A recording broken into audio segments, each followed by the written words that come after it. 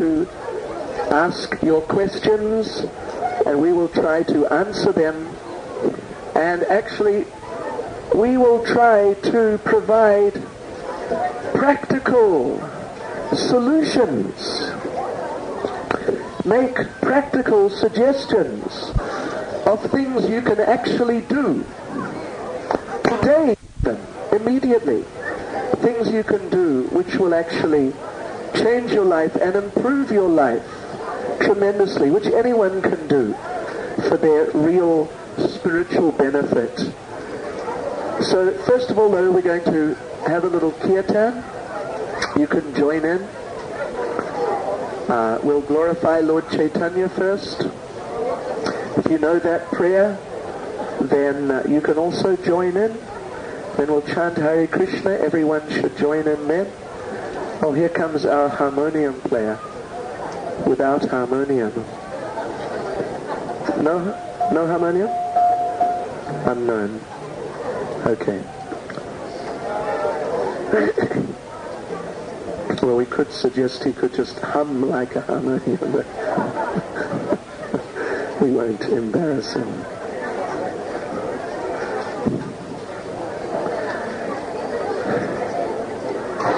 Jaya Shri Krishna Chaitanya Prabhu Nityananda Shri Advaita Gadadhar Shivasati Gaur Bhakta Vrinda.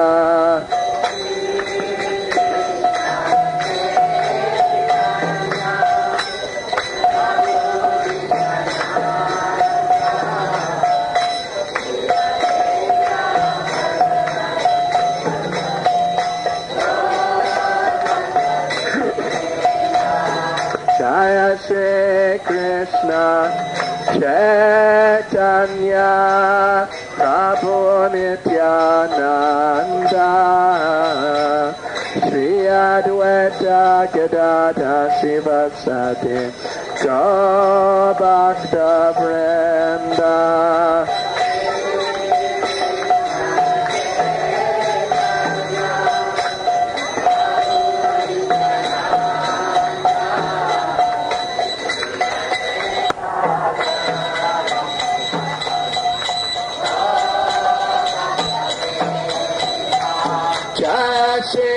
Krishna Chaitanya Prabhu Nityananda Shri Advaita Gadadhar Shivasati Gaur Bhakta Vrinda.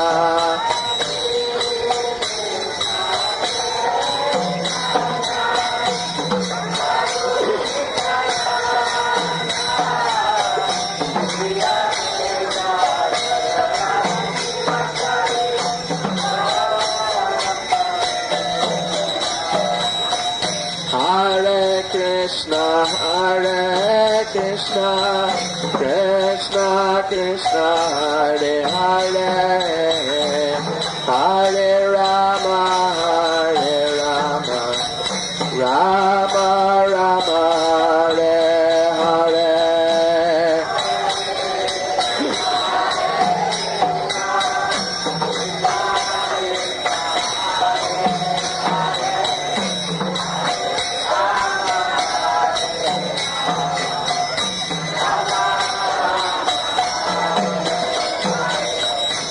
Hare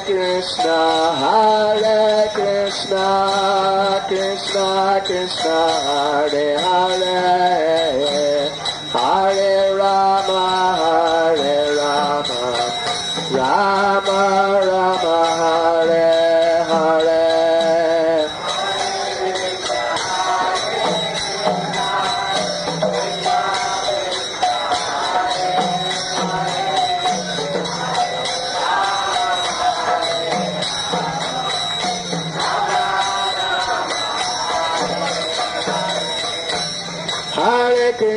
Hare Krishna, Krishna Krishna, Hare Hare, Hare Rama, Rama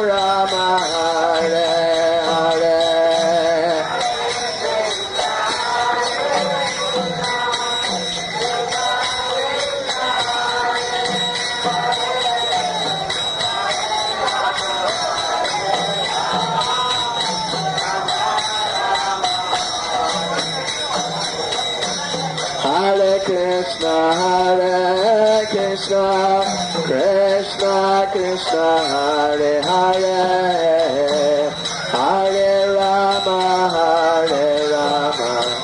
Rama Rama, Hare Hare.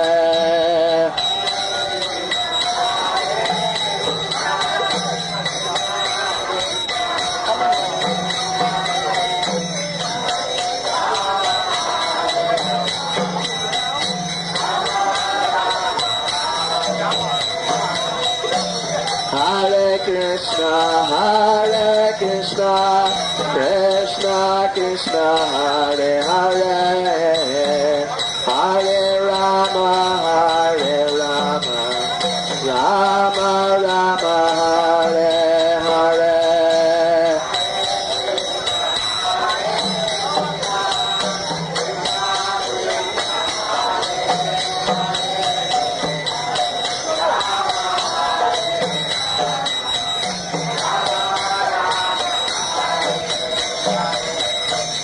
Hare Krishna,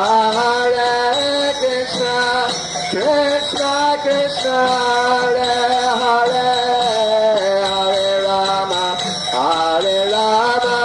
Rama Rama, Hare Hare.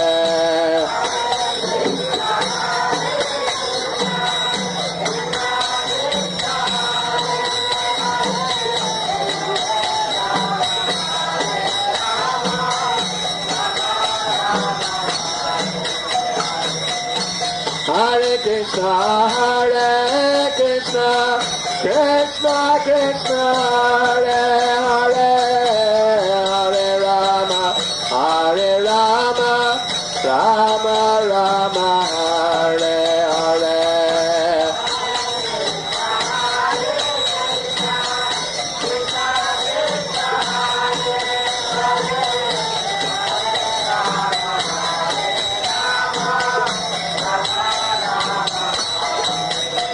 Hare Krishna, Krishna Krishna, Hare Hare, Hare Rama, Rama Rama, Hare Hare.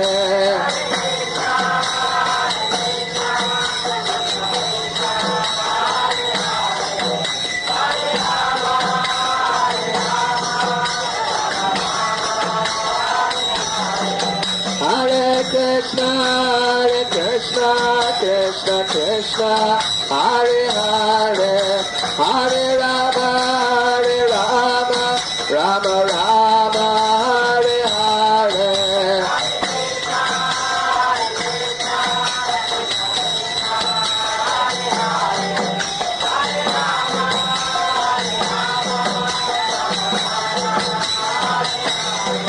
Hare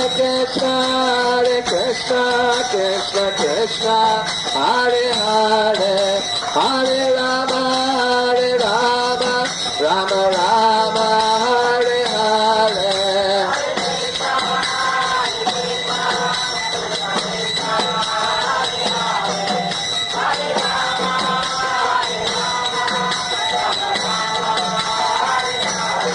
Jaya Jagannath, Jaya Baladev, Jaya Subhadra.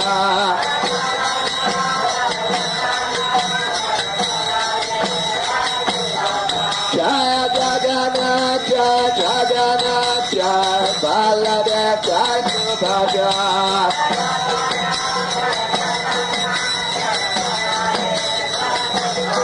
Jai Prabhupada, Jai Prabhupada, Jai Prabhupada, Jai Prabhupada.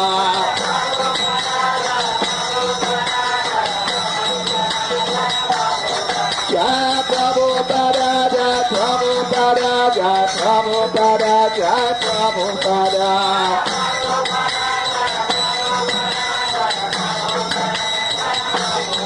Jai Prabhupada, Jai Prabhupada, Jai Prabhupada, Jai Prabhupada.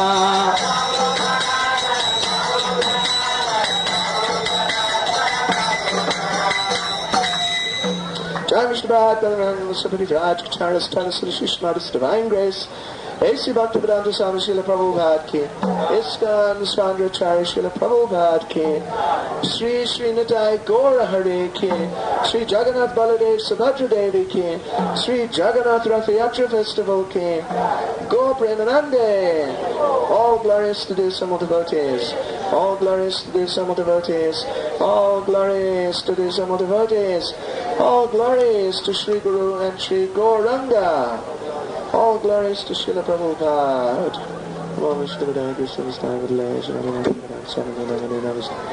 Saraswati Devi Gauranga.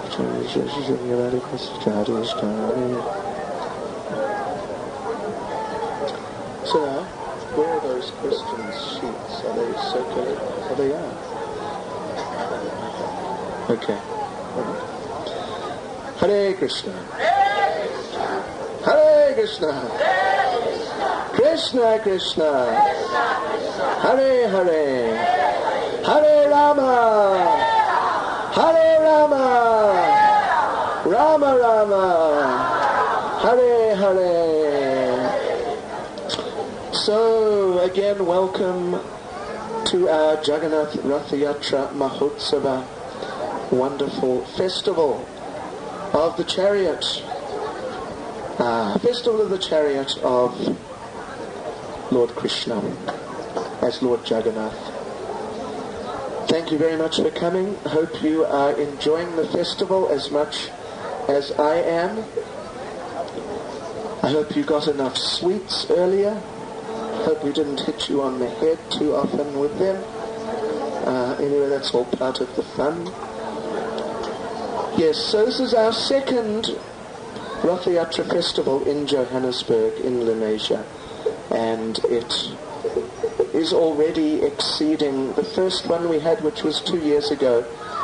Our hope, our intention is to have this festival every year. Would that be okay?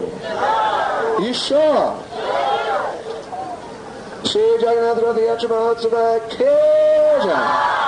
So we want to do this every year, and I think it'll be a very wonderful addition to our Krishna conscious programs here and enrich the lives of everyone around, everyone who comes. That's very nice. So this is our questions and answers tent. There is a pad of paper and a pen circulating around. It's over there, that's good. So you, when that pad of paper comes around with the pen, you just write down if you have any question. If you don't, that's okay. You can just pass it on to the next person. But if you have a question, you write it down, and then after a few minutes it'll come back to us and we will try to answer your questions. Just to begin and get the transcendental ball rolling, we'll read a verse from Bhagavad Gita. We'll read a verse from Bhagavad Gita. It's very appropriate in the context of our festival here. We're going to read Bhagavad Gita as it is, translation and commentary by His Divine Grace A.C. Bhaktivedanta Swami Prabhupada. Chapter 4, Transcendental Knowledge, Text 8. This is a famous verse. Actually, you know what I'm going to do? I'm going to read text 7 also. I'll read verses 7 and 8. Verse 7. Yada yada hi dharmasya glanir bhavati bharata abhutanam adharmasya tadatmanam srijamyaham. Whenever and wherever there is a decline in religious practice, O descendant of Bharata, and a predominant rise of irreligion, at that time I descend myself. This is a well-known verse. How many of you know this verse? I mean, off by heart. 1, 2, 3.5, 4. And a few fractions, and a few of you. Perhaps 10% maybe. You know, on Krishna Janmashtami Day, or during those few days, we had a big festival in Durban, a very nice festival. And we spoke on the same verse on the Sunday afternoons. And we asked the people to memorize the verse. And we told them that when Radhastami festival took place, which was last week Saturday, we said we wanted them to learn it, and then they would have to come on Radhastami and recite it. And we would then give them a prize. So anyway, I don't think many people memorized the verse, but one family did. And I didn't even ask at the end of the program on Radhastami. I didn't ask who learnt the verse. So I walked out, and one family, husband and wife and 2 daughters, they walked up to me and said, "Oh, but you said that on Radhastami you were going to ask who learnt the verse. And we learnt the verse." And I thought, Hare Krishna, I forgot, sorry. Okay, so I said, all right, fine, that's good, that's wonderful. Please recite the verse. So they recited the verse. At least the wife and the 2 daughters, teenage girls, they recited the verse. And, they were very excited about it. It was quite something. So I said, okay, I have to give you a prize then, don't I? So I got them a garland from Srila Prabhupada, and I gave them that garland. And they said, when we were learning this verse, we were studying it and repeating the words and repeating the lines and trying to get the whole thing within our minds, trying to memorize. And we were trying and working at it and thinking about it and repeating it and doing it and testing each other. The whole thing. They really got into it. And they said that we got so absorbed in this. Our minds got so absorbed. It was like we went into another world. They said that. And it was just they said it was the most amazing experience they'd ever had in their lives. And they said that on numerous occasions, as they were memorizing and repeating and going over it together and, really working at it, they said that on a number of occasions they found that they just broke down in tears. It was a very moving experience, just deeply immersing their minds in these thoughts of Lord Krishna. Because these words, these are coming. Krishna is expressing his heart. He is not just speaking some ideas. Krishna is expressing his very heart, his deepest feelings of concern and kindness and mercy for all the conditioned souls, how he's trying to help us. So when you enter into a person's heart, if you've had that experience, like if you're with a person and they're telling you their story, and somehow your mind gets caught up and you go into their world, I think they call it empathic listening. So then you begin to experience some of the emotions that they're feeling themselves, even though they're not exactly your emotions directly. So like this, these devotees were saying that they had this overwhelming experience. And then as they were telling me this, they broke down and started crying. Transcendentally. In a mood of transcendental happiness and, like amazement, actually. It was really quite something. So, why don't you all, how many of you sitting here, how many of you know one verse from Bhagavad Gita? How many of you know one verse at least, or more? A few of you. Why don't you all, by next year, Rath Yatra, if you can remember this, Why don't you all try and learn this verse? And next year, Rath Yatra, we'll get you all here and we'll test you on it. Why don't you try and do something like this? Yeah, learn some of these words spoken by Krishna in Bhagavad Gita. Is very significant, very, very deep. And the more you enter into it, the more you will enter into the mood of Krishna and enter into the association of Krishna. And that is very wonderful, to develop a real connection with Krishna. So this is an important verse, and we're going to read also the next verse, chapter 4, verse 8. Paritranaya sadhunam vinashaya cha duskritam dharma samstapanartaya sambhavami yuge yuge. To deliver the pious and to annihilate the miscreants, as well as to re-establish the principles of religion, I myself appear millennium after millennium.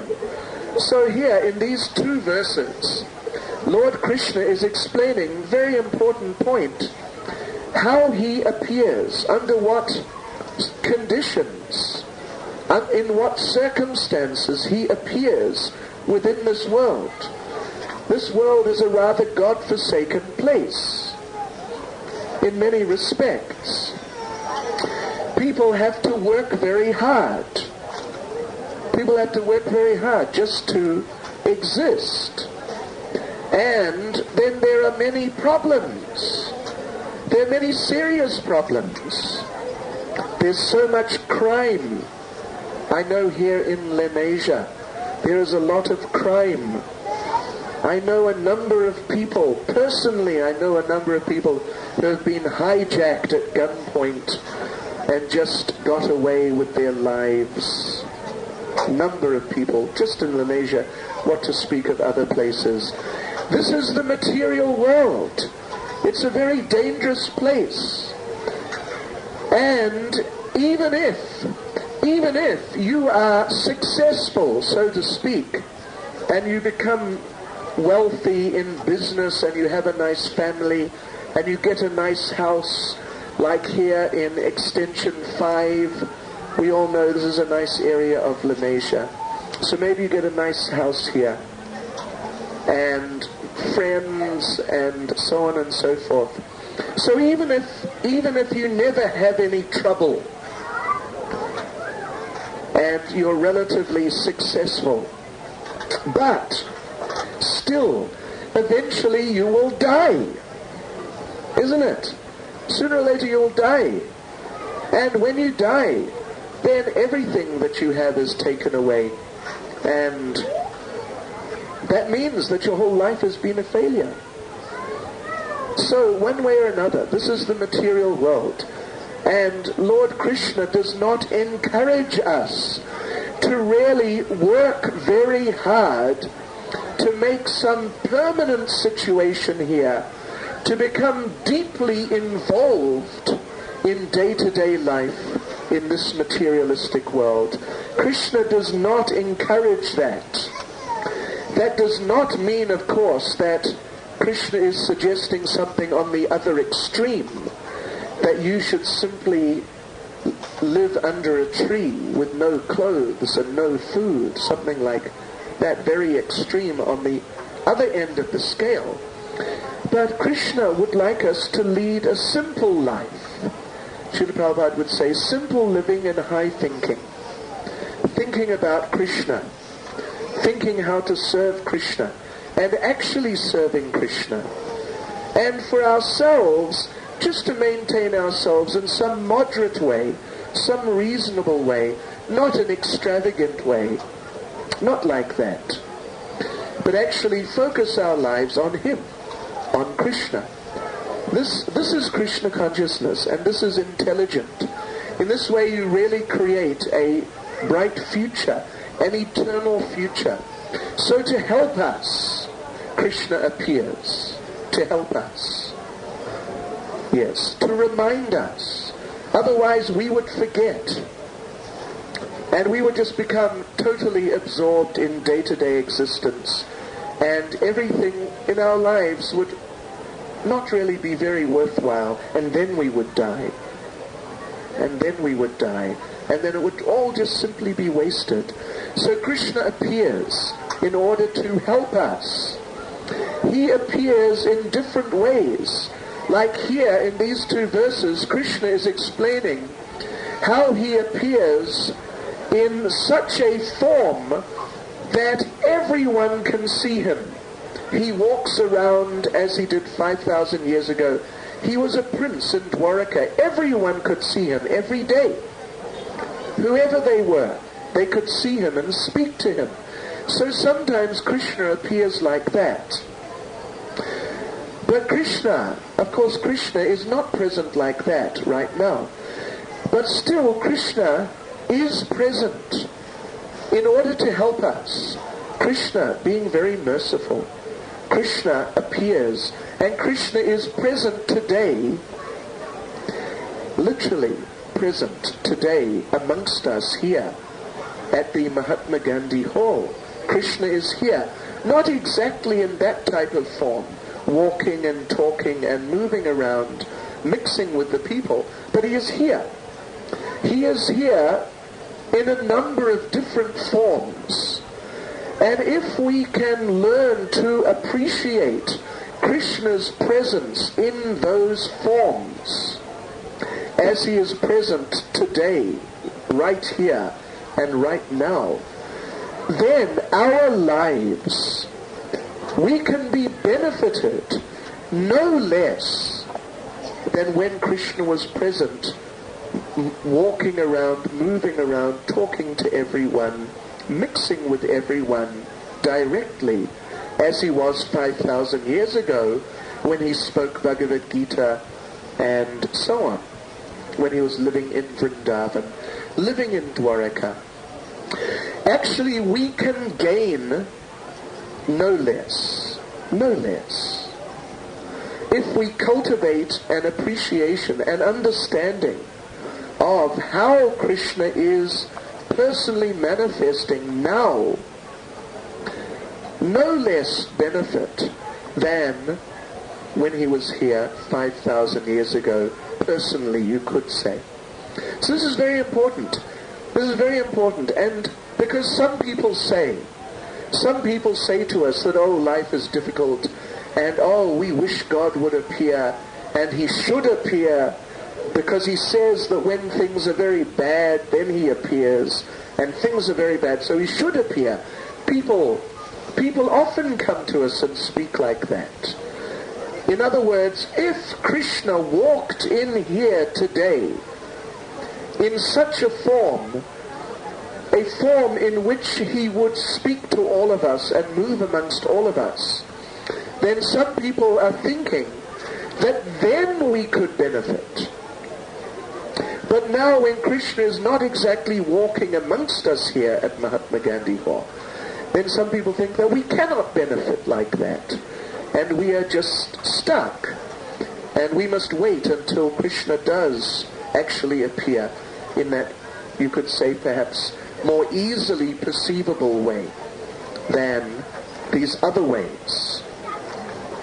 But we must remember that when Lord Krishna was here 5,000 years ago, it was not that every single person was simply bowing down before Krishna and glorifying Krishna and serving Krishna. That is not the case at all.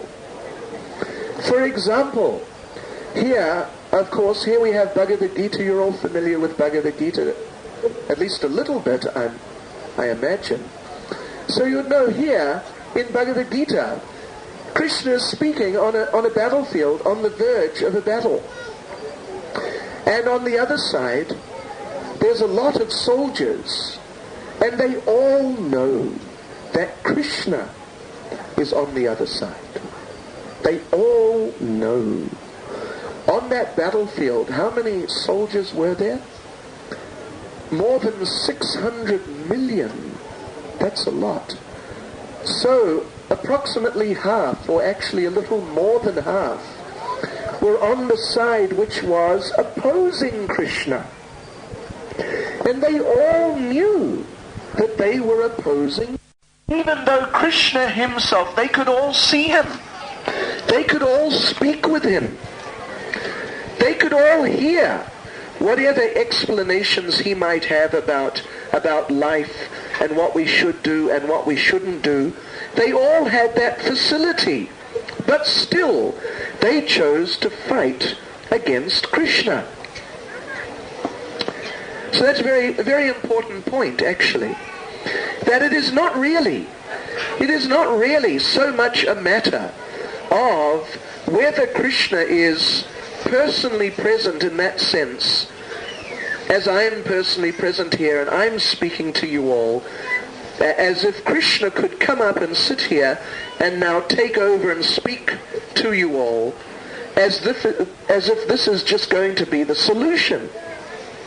And then the whole world is just going to change, and everyone is going to change. If that were the case, then why did all those people on the battlefield of Kurukshetra who were opposing Krishna, why did they not change? So you see, this is a very important point. It is not a matter of whether Krishna is personally present here in that very direct sense, as I am personally present, and you can see me moving and hear me speaking and come and speak to me yourself. That is not really so important. Yes. There were many of them, like Kamsa himself, Shishupal, Dantavakra, and others, who want to speak of not understanding that Krishna is God and that we should surrender to him. People like Shishupal, they wanted to kill Krishna. They are completely convinced Krishna is an ordinary person. We should just kill him like this. So it is a question of consciousness, actually. It is a question of consciousness. There's a very nice passage in Chaitanya Charitamrita in which Sanatan Goswami is speaking to Lord Chaitanya. Lord Chaitanya, of course, is Krishna. He is an incarnation, most recent incarnation of Krishna. He appeared about 500 years ago. So they're discussing about different incarnations. And the point comes up that if their consciousness, if they are not God conscious, if they are not Krishna conscious, if some person is not Krishna conscious, then even if God himself walks up to them face to face and says, "Here I am. You can have me. I can be yours. Here I am." And even if Krishna himself demonstrates the fact that he is God, but if their consciousness, if their attitude is wrong, if they're not God conscious, if they are opposed to the Supreme Personality of Godhead, then even if Krishna appears before them directly and demonstrates the fact that he is God, then because of their consciousness, they will not be able to recognize him.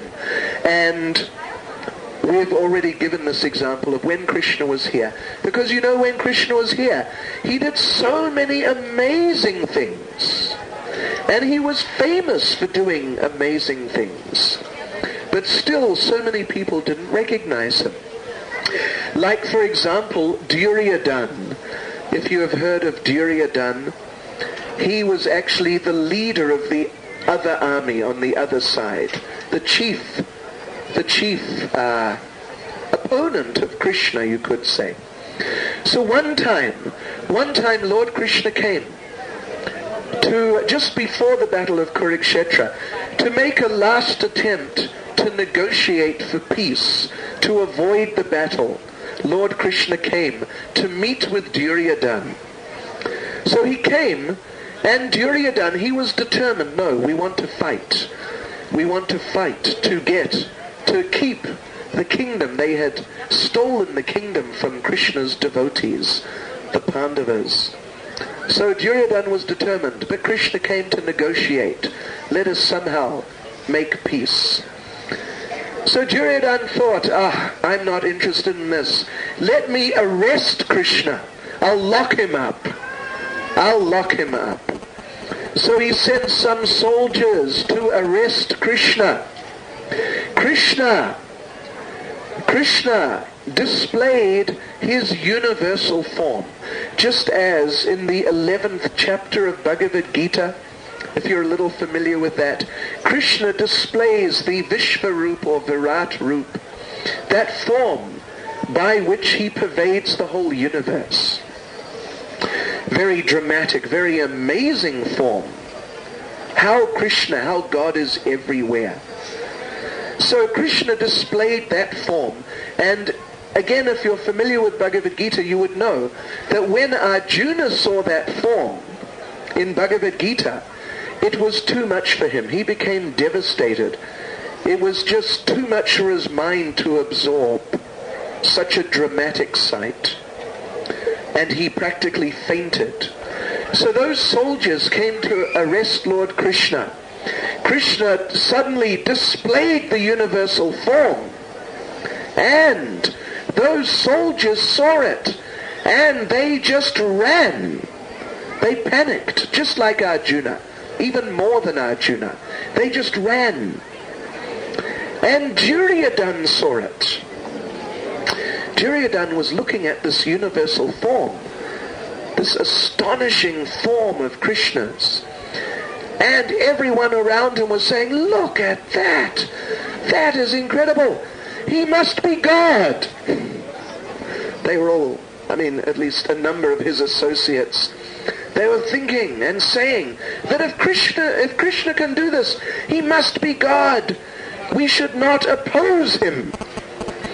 But Duryodhana, he was looking at that universal form. He said, no, I don't think Krishna's God. He said that I have heard that if people perform great austerities, then they develop mystical powers. They can do magical things, even very big magical things. So Duryodhana said, I think that in his previous life, Krishna performed great austerities and sacrifices. And as a result, in this lifetime, he has some mystical powers. Therefore, he can do that. So, even though Krishna was displaying the fact that he is God, that everything, the whole universe is within him, but still, because Duryodhana, his consciousness was wrong, he couldn't understand. Then, Sanatana Goswami, we're talking about Sanatana Goswami speaking to Lord Chaitanya. Sanatana Goswami, he made the point to Lord Chaitanya that even if the Supreme Lord tries to hide himself from his devotee, even if the Lord tries to hide himself from his devotee, but his devotee will always be able to recognize, oh, here is my Lord. Even if the Lord is trying to disguise the fact, as Lord Chaitanya himself was doing. Lord Chaitanya is Krishna, but he is acting as a devotee of Krishna. And if people would come up to Lord Chaitanya and say, oh, you are God, Lord Chaitanya would say, no. He would deny it. Vigorously, he would deny it. So, Sanatana Goswami, he was actually questioning Lord Chaitanya about the different incarnations of God, because he wanted to get Lord Chaitanya to admit that he was an incarnation of God. So Sanatana Goswami said to Lord Chaitanya, because Lord Chaitanya, he is the Yuga avatar. He is the avatar for this Kali Yuga, the time we're in now. And he is showing how to serve Krishna in this day and age through his own example. So, Sanatana Goswami started questioning Lord Chaitanya. He said, isn't it true that in this age of Kali, the incarnation of Krishna has a golden color? Lord Chaitanya had a golden color. Lord Chaitanya said, oh yes, that's true. Sanatana Goswami is trying to get Lord Chaitanya to admit that he is that incarnation. And Sanatana Goswami said, and isn't it also true that in the Kali Yuga, the incarnation of Krishna performs the Sankirtan Yajna, the sacrifice of chanting the holy names in public? And Lord Chaitanya said, yes, that's true. Because Lord Chaitanya, he was doing that himself, because he is that incarnation. And Sanatana Goswami said, and isn't that incarnation surrounded by devotees who are also spreading this Sankirtan movement of chanting Hare Krishna? So he's getting closer to the point where Lord Chaitanya will not be able to deny that he is actually the incarnation. So Lord Chaitanya, realizing that he was being trapped like that, Lord Chaitanya said, stop your clever tricks, Sanatan, and I will now tell you about some other incarnations.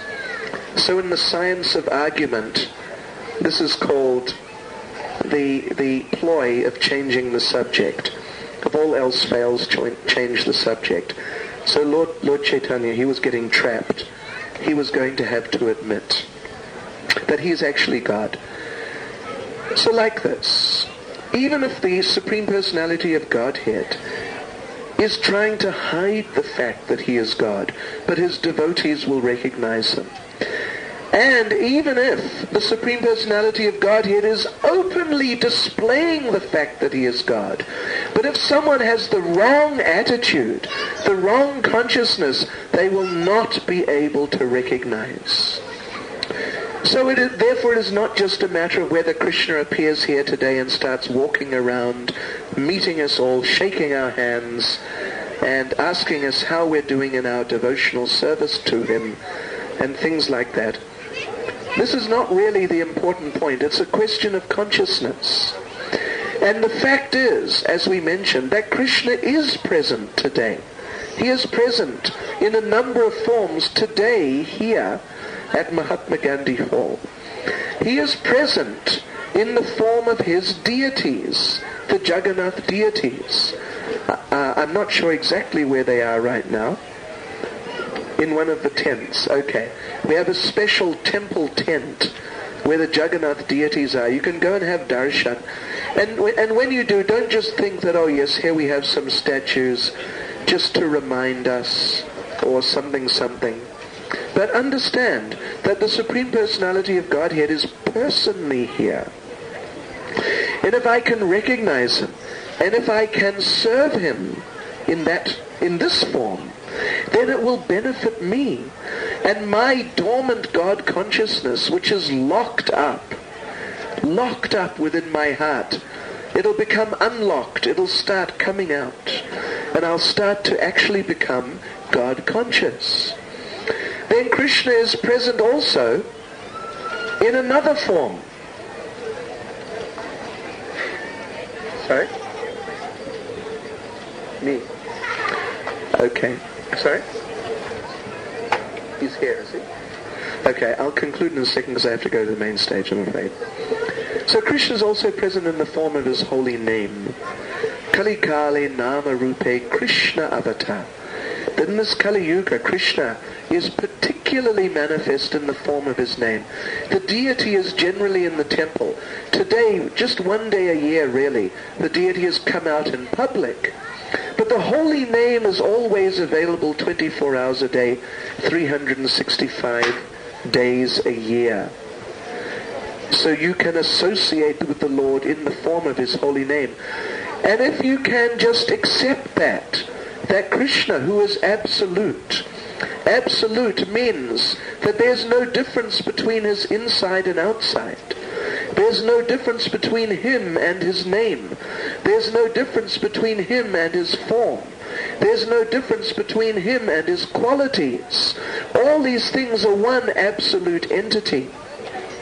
So if we can just accept that Krishna, being absolute, is not different from his name, and then we chant his holy name, we will associate with him, and we will actually get that benefit of having the darshan of the Lord. Our dormant God consciousness will arise from within the heart. We can become fully God conscious. And ultimately, we can actually meet Krishna face to face in the form of his holy name, in the form of his deity. He can speak to us like this. So, he is very merciful, and as he is saying in these two verses that we have read, that he appears to give his mercy, to re-establish the principles of religion, to help the devotees. He is very merciful. So it is not that he has left us alone here today. No, he is present. And if we just know how to enter his association, how to actually develop our relationship with him, then we will benefit from his presence in the deity form, in the form of his holy name, in the form of his spoken form, Bhagavad Gita also. We will benefit from these forms of Krishna absolutely no less than if he was moving amongst us, speaking to us as he was 5,000 years ago. So please don't underestimate these things, but rather try to take advantage of these things for your benefit in God consciousness. Make your life successful. For the rest of your life you will be very happy, so wonderful. And at the end of this life, you can go back to Godhead, back to Krishna, in the eternal kingdom of God, for eternal life, full of bliss, full of knowledge. That is the perfection of life. Hare Krishna. So thank you all for listening very patiently. Sorry I didn't get around to any of your questions at all. But Ramanuj Acharya Prabhu is here. Hare Krishna.